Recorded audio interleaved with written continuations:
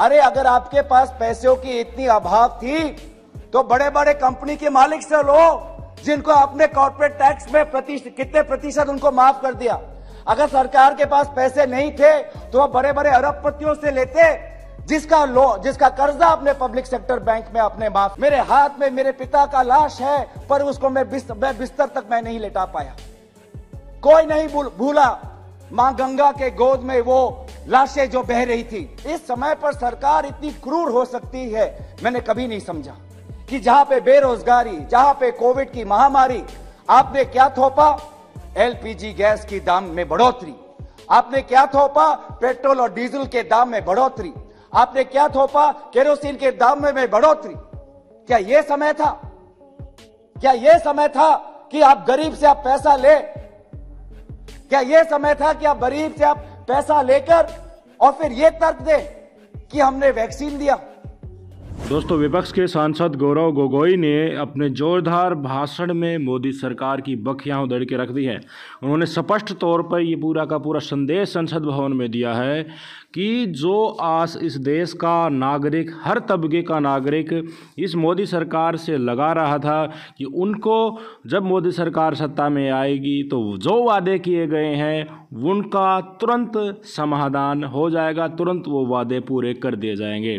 लेकिन हर तबके का इंसान, चाहे वो सैनिक हो, भूतपूर्व सैनिक हो, मिडिल क्लास फैमिली हो, कोई व्यापारी हो, हर तबके के दोस्तों मैं बताऊंगा कि नागरिक को इन्होंने परेशान कर दिया है। चाहे वो युवा हो, युवाओं से जो 2 करोड़ रोजगार देने की बात की गई थी, चाहे वो हो, इसी प्रकार से हमारे सैनिक, भूतपूर्व सैनिकों से जो प्रॉमिस किया गया था उनकी अवहेलना को लेकर हो। दोस्तों, इन तमाम चीज़ों को लेकर इंडियन नेशनल कांग्रेस के सांसद ने, गोगोई जी ने अपनी आवाज़ बुलंद की है और इस देश के हर तबके की आवाज़ संसद भवन में उठाई है और कहा है सीधे तौर पर कि जो आपके चहेते हैं अंबानी और अडानी, जिनका आप लाखों करोड़ों रुपए एक ही झटके में माफ़ कर देते हैं जिनके कर्ज का, और जितना कर्ज उन्हें चाहिए होता फिर से उठा कर दे देते हैं, आप उनसे पैसे क्यों नहीं लेते? अगर आपके पास विकास कार्यों के लिए पैसे नहीं है, अगर आपके पास इस देश के नागरिकों की जो मांग की पूर्ति करने के लिए पैसे नहीं है, तो उनसे लो ना। उनसे लेकर इस देश का जो मुख्य धारा का सैनिक जो है, इस देश का मिडिल क्लास फैमिली, इस देश का बेरोजगार जो है, उनकी जो मांगे हैं उनकी पूर्ति कीजिए। और किस प्रकार से लगातार 1 रैंक 1 पेंशन को लेकर इस देश का भूतपूर्व सैनिक परेशान हो चुका है। सुप्रीम कोर्ट का ऑर्डर आने के बाद भी ऐसी प्रतीक्षा करनी पड़ रही है कि सरकार की तरफ एक भीख मांगने की तरह ऐसी हालत हो गई है कि सरकार से ऐसा लग रहा है कि भीख मांग रहे हैं। अपराधिकार होने के बावजूद भी, सुप्रीम कोर्ट का आदेश आने के बाद भी, फिर भी सरकार के कान पर जू तक नहीं रेंग रही है। और क्या क्या कहा इस वीडियो में सुनिए जरा। आज भी 2 टीका लगने के बावजूद भी आपके ही समष्टि में, आपके ही क्षेत्र में लोगों की मृत्यु हो रही है। वो बूढ़े हो सकते हैं, वो जवान हो सकते हैं, लेकिन लोगों की मृत्यु आज भी हो रही है। ये सच्चाई है। लेकिन मुझे बहुत अफसोस होता है कि सरकार आज जिस समय लोगों के प्रति सहानुभूति दिखानी चाहिए, लोगों के इस दर्द के समय, इस दुख के समय उनके साथ शामिल होना चाहिए, आप एक विशेष व्यक्ति की छवि को बचाने में लगे हुए हैं। आप अपनी ही छवि और अपनी ही पीठ को थपथपाने में लगे हैं। क्या आप भूल गए दूसरी महामारी में जब दूसरा लहर आया तो क्या स्थिति थी? क्या आप भूल गए कि आज भी हमारे दादा दादी आज घर से बाहर नहीं निकलते, उनको डर लगता है? क्या आप भूल गए हैं कि आज भी हमारे बच्चों को हम स्कूल नहीं भेजते क्योंकि हमको डर लगता है कि उनको कोविड हो जाएगा? आज डर और तनाव का माहौल है। लेकिन आप जिस प्रकार से छाती फैलाकर हंस हंस के प्रधानमंत्री मोदी जी का जय जय गान कर रहे हैं, यह गलत है।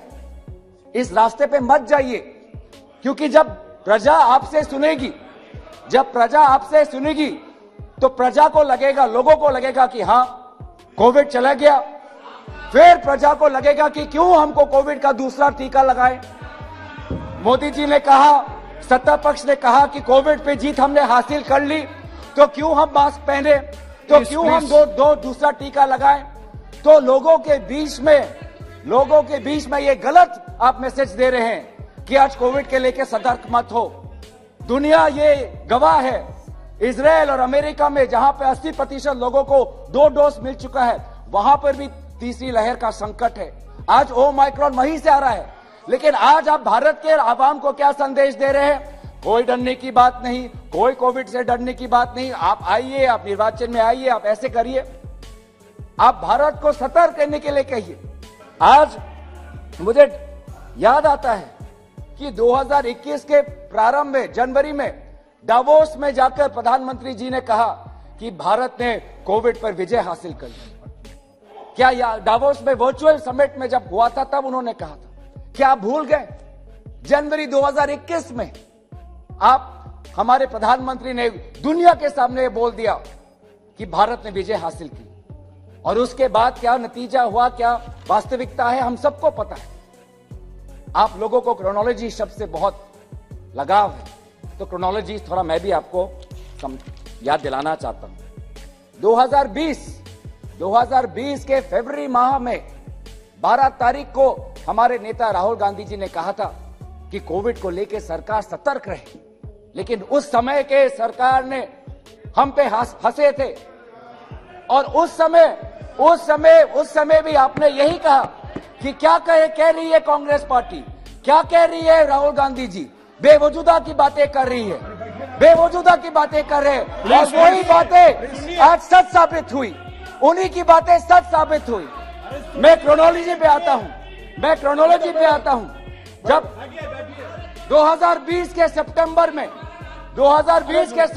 राहुल गांधी जी ने कहा कि वैक्सीन पे ध्यान दीजिए, भारत को के लोगों को वैक्सीन दीजिए, वैक्सीन का कवच दीजिए।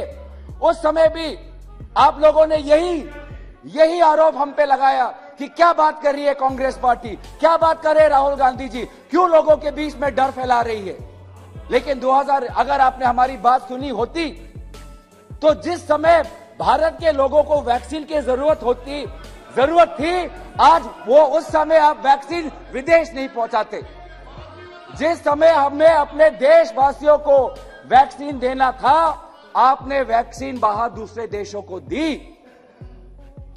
आज मैं दोबारा राहुल गांधी जी ने, क्रोनोलॉजी में बताता हूं, तो राहुल गांधी जी ने मई महीने में कहा था कि आज आप आर्थिक व्यवस्था पे जोर दीजिए, क्योंकि कोरोना और लॉकडाउन के कारण जो आर्थिक व्यवस्था पे प्रभाव पड़ेगा उसके लिए हमें तैयार होना है। उस समय भी आपने यही आरोप लगाया कि डर फैला रहा है राहुल गांधी, झूठ बोल रहा है, अफवाह फैला रहा है। फिर क्या हुआ नतीजा? पिछले साल 10% हमारी जीडीपी घटी। आप जाइए अपने गांवों में, आप पूछिए, मेरी बात मत मानिए, आप अपने ही गांव में जाके अपने लोगों से पूछिए क्या बेरोजगारी कमी है या बढ़ी है? क्या जिस तरीके से कोविड से पहले उनका व्यापार चल रहा था, क्या आज चल रहा है? आप पूछिए अपने घरों में जो लोग काम करते हैं, आप उनसे पूछिए कि पहले उनके घरों में 2 व्यक्ति की नौकरी थी, आज 2 में से किसी एक को नौकरी का सुविधा मिल रहा है और एक व्यक्ति पूरे अपने आमदनी पर अपना घर चला रहा है। आप शायद इन बातों को नजरअंदाज करें, पर मुझे विश्वास है कि जो आज की वास्तविक हालात है, वो उस हालात को मैं आपके सामने प्रकाशित कर रहा हूं। आप चाहे जितना मेरे पे चिल्ला ले, आपके पास संख्या है, आप 300 है, लेकिन भारत के 130 करोड़ आबादी की जो सच्चाई है उसको आप परे नहीं कर सकते, उसको आप नजरअंदाज नहीं कर सकते। इन लोगों ने आपको चुना है, इन लोगों को आपसे अपेक्षा है कि जब महामारी आएगी और हम सरकारी अस्पताल में जाएंगे तो कोई हमारा ख्याल रखेगा। प्रधानमंत्री मोदी जी ने हमसे ताली बजवाया, तो जब हम प्रधानमंत्री मोदी जी के सरकारी अस्पताल में जाएंगे तो हमको बिस्तर मिलेगा, हमको वेंटिलेटर मिलेगा, हमको ऑक्सीजन मिलेगा, हमको दवाई मिलेगा, हमको डॉक्टर मिलेगा। और क्या हुआ? आज वेंटिलेटर, एक समय पे वेंटिलेटर और ऑक्सीजन की इतनी कमी थी कि आपको विदेश से लाना पड़ा। ये थी आपकी तैयारी कि विदेश से आपको भीख मांगना पड़ा कि दीजिए, आज हमारे पास वेंटिलेटर नहीं है, कॉन्सेंट्रेटर नहीं है। क्या आपको 2020 में पहली लहर में अंदाजा नहीं था कि कोविड के कारण हमारे फेफड़ों पर असर पड़ता है? 2020 में ही आपको ऑक्सीजन और वेंटिलेटर और बिस्तर की आपको पर्याप्त इंपोर्ट नहीं करनी चाहिए थी कि 2021 में आप इतनी देरी आपको हुई? आज इसीलिए बेबस महसूस कर रहा है लोग पूछ रहा है कि कहां है मेरी सरकार। मैं गया सरकारी अस्पताल में, मुझे भेजा वहां, मुझे भेजा वहां। मैं अस्पताल के अंदर मैं घुस भी नहीं पाया, ना एम्बुलेंस थी। मेरे हाथ में मेरे पिता का लाश है, पर उसको मैं बिस्तर तक मैं नहीं लेटा पाया। कोई नहीं भूला मां गंगा के गोद में वो लाशें जो बह रही थी। कोई नहीं भूला जो गंगा नदी के तट पे जो सुलगती हुई जो सारे वो चिंगारी थी। हमारे ही चिताएं थे, हमारे ही युवा कांग्रेस ने ऐसे 500 व्यक्ति जिनकी कोविड के कारण मृत्यु हुई थी, उनको जल विसर्जन, उनके अस्थियों को जल विसर्जन कराया। आप बैठिए please, please don't interfere please. लेकिन यू कैन टॉक। लेकिन जितना मैं आप लोगों को आज सच्चाई आपको दिखा रहा हूं, उतनी मैं प्रशंसा भारतवासियों की करना चाहता हूं। क्योंकि भारतवासियों में एक अंदरूनी ताकत है कि चाहे परिस्थिति चाहे कितनी भी कठिन क्यों ना हो, पार करने की ताकत, क्षमता और हौसला उनमें है। आज अपने बच्चे को ही देख लीजिए, 1.5 साल से अब अपने दोस्तों के साथ ना पढ़ पाए हैं ना खेल पाए हैं, लेकिन आज भी हंसते हैं, खिलते हैं। आज आप देखिए लोगों के पास आज नौकरी हाथ से जा रही है। पहले घर में 2 व्यक्ति 3 व्यक्ति नौकरी करते थे, आज नोट के हाथ में एक ही व्यक्ति नौकरी कर रहा है। घर पे बेटा बेरोजगार बैठा हुआ है, लेकिन आज भी ईमानदारी से हर वो व्यक्ति हर दिन काम पे जाता है और ईमानदारी से काम करता है। और इस समय पर सरकार इतनी क्रूर हो सकती है, मैंने कभी नहीं समझा कि जहां पे बेरोजगारी, जहां पे कोविड की महामारी, आपने क्या थोपा? एलपीजी गैस की दाम में बढ़ोतरी। आपने क्या थोपा? पेट्रोल और डीजल के दाम में बढ़ोतरी। आपने क्या थोपा? केरोसिन के दाम में बढ़ोतरी। क्या यह समय था? क्या यह समय था कि आप गरीब से आप पैसा ले? क्या यह समय था कि आप गरीब से आप पैसा लेकर और फिर यह तर्क दे कि हमने वैक्सीन दिया? अरे अगर आपके पास पैसों की इतनी अभाव थी तो बड़े बड़े कंपनी के मालिक से लो, जिनको आपने कॉर्पोरेट टैक्स में कितने प्रतिशत उनको माफ कर दिया। अगर सरकार के पास पैसे नहीं थे तो आप बड़े बड़े अरबपतियों से लेते, जिसका कर्जा आपने पब्लिक सेक्टर बैंक में आपने माफ किया। लेकिन पैसा आपने किससे लिया? पैसा लिया अपने किसान से, श्रमिक से, बेरोजगार परिवारों से। पेट्रोल और डीजल के पैसे में आपने बढ़ोतरी कर आपने अपनी जो कोविड की वैक्सीन है वो ये तर्क दिया कि हमने कोविड की वैक्सीन खरीदी। आज ये है स्थिति, आज ये है स्थिति। आज सचमुच मुझे आश्चर्य होता है कि आज वेंटिलेटर को लेकर आज काला बाजार चल रहा है। वेंटिलेटर को लेके आज पीएम केयर्स को फंड को वेंटिलेटर्स को लेकर हमारे शिवसेना के आदरणीय सदस्य ने कहा ही है। गुजरात में हमने देखा है कि वेंटिलेटर्स को लेकर कैसे लोगों के बीच में आज एक तनाव है, एक शंका है। क्या करेंगे आप? क्या करेंगे आप उन लोगों पर? क्या कानूनी व्यवस्था लेंगे उन लोगों पर जिन्होंने वेंटिलेटर्स को लेकर, दवाई को लेकर उन्होंने घोटाला किया है? कहां है आपकी निष्ठुर आपकी व्यवहार? मैं मांग करता हूं, आप बताइए।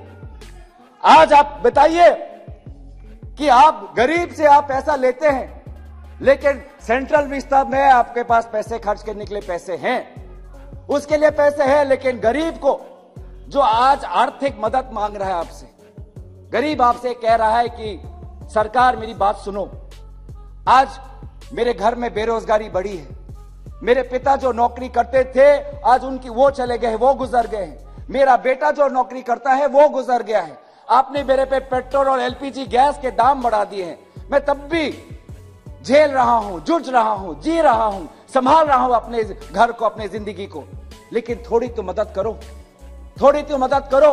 लाखों के रुपए मैंने खर्च किए अस्पताल के बिल में, पैसे नहीं है चिता में आग लगाने के लिए, थोड़ी तो मदद करो।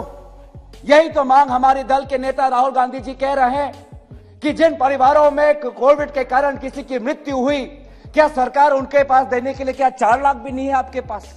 क्या 4 लाख भी आप दे नहीं सकते? और यह घोषणा किसकी थी? यह घोषणा आपकी थी। आपने ही पहले कहा था कि नेशनल डिजास्टर मैनेजमेंट एक्ट के तहत हम लोगों को आर्थिक हम मदद करेंगे, और 4 लाख का आंकड़ा आपने ही लाया, और फिर आपने देखा कि क्यों कि ये किसी तरीके से आपके जो आर्थिक आपके जो कैलकुलेशन है उसमें नहीं फिट होते, तो आपने उसको घटाकर 50,000 कर दिया।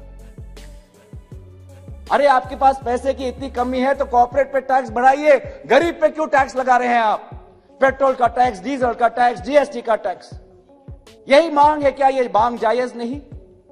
क्या ये मांग जायज नहीं कि बेरोजगारी और मूल्य वृद्धि, इन्फ्लेशन के दौरान, कोविड के महामारी के दौरान चिकित्सा जिसमें नहीं मिल रही, आज लोग आपके हाथ फैलाकर, झोला फैलाकर आपसे मदद मांग रहे हैं। और इन्हीं लोगों को नेतृत्व और इन्हीं लोगों के मांग आज राहुल गांधी जी आपके समक्ष रख रहे हैं। क्या गलत किया हमने? क्या इस पे भी हम पे आरोप लगाएंगे आप? क्या इस पे भी हमने कुछ गलत किया है?